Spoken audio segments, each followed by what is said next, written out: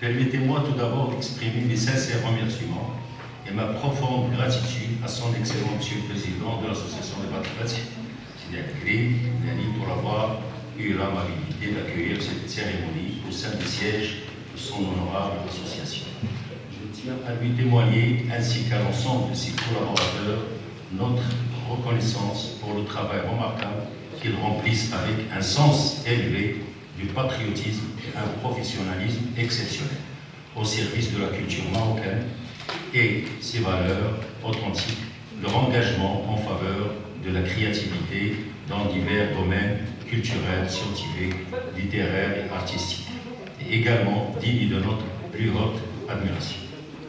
Je souhaite également exprimer ma profonde gratitude et ma haute estime à notre ami, le professeur Jean-Marie Hayes, pour avoir accepté l'invitation qui lui a été adressée et venir honorer notre Assemblée de sa présence afin de nous présenter son nouvel ouvrage intitulé « Le Sahara marocain, terre de lumière et d'avenir ».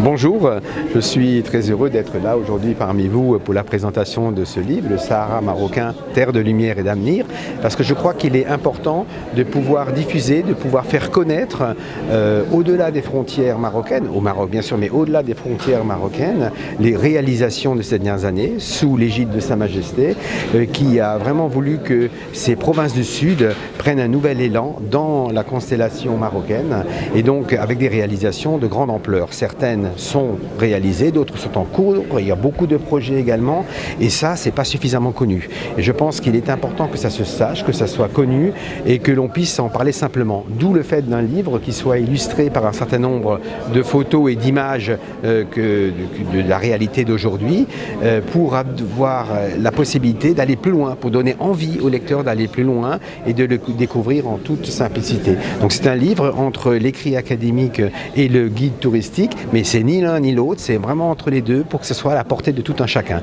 Et ça a été la volonté de départ qui, j'espère, sera à l'arrivée une réussite pour les lecteurs.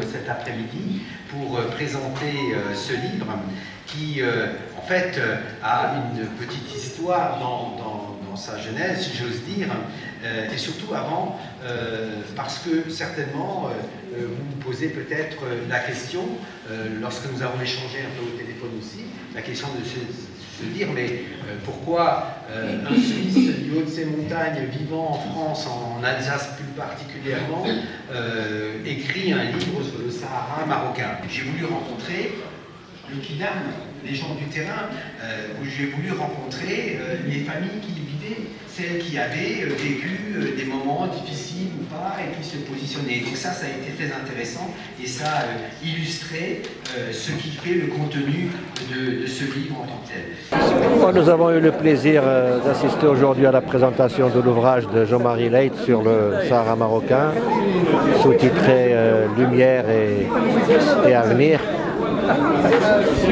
C'est un beau voyage dans nos provinces sahariennes qui dit tout le développement de nos provinces sur le plan économique, tous les atouts sur le plan social, sur le plan culturel.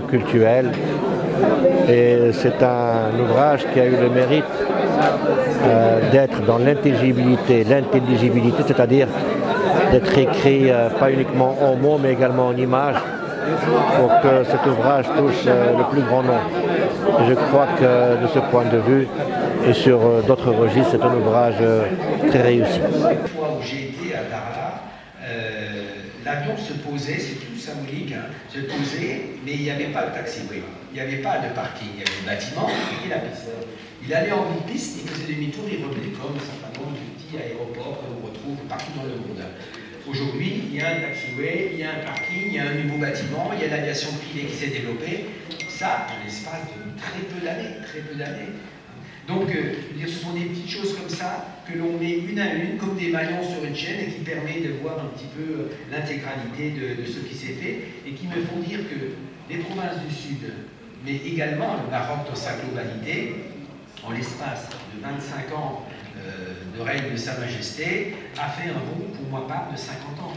50 ans d'évolution, si on regarde il y a 25 ans, et que l'on fait en chiffres, en photos et en réalisation et que l'on regarde aujourd'hui, eh bien par rapport à d'autres pays, c'est 50 ans d'évolution qui se sont faites. Là, vous avez vécu des situations sur place, sur le terrain. Et ce qui m'attire beaucoup dans votre livre, le Sahara marocain, il y a beaucoup de livres qui s'intitulent le Sahara marocain. Et le sous-titre interpelle, terre de lumière et d'avenir.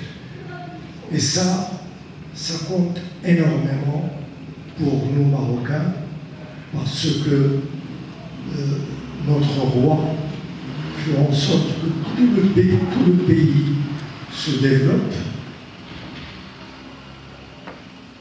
que le Sahara marocain soit la plateforme qui va pouvoir transmettre et recevoir du nord et du sud.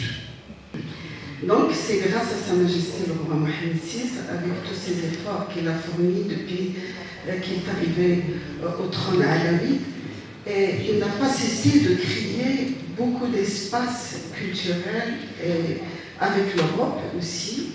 Donc nous sommes pour nous, c'est un Maroc qui retrouve sa place historique. Deuxième chose, pour la question, vous avez dit qu'il y a des Français qui ne comprennent pas l'allégeance. Moi, je ne vous cache pas que j'ai publié un ouvrage sur Al-Bay'a Mitaq al-Mustamir, un pacte permanent entre le roi et le peuple.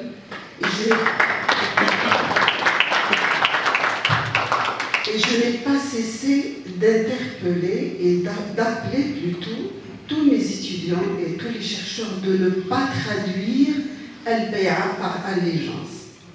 Parce que nous sommes un régime législatif et nous ne sommes pas théocratiques. Nous, notre souverain, nous le respectons, nous le vénérons, mais il n'est pas considéré comme un dieu d'après l'allégeance. Donc c'est pour cela j'appelle à ne pas traduire Al-Bay'a par allégeance parce que ça la vide de son sens initial et législatif.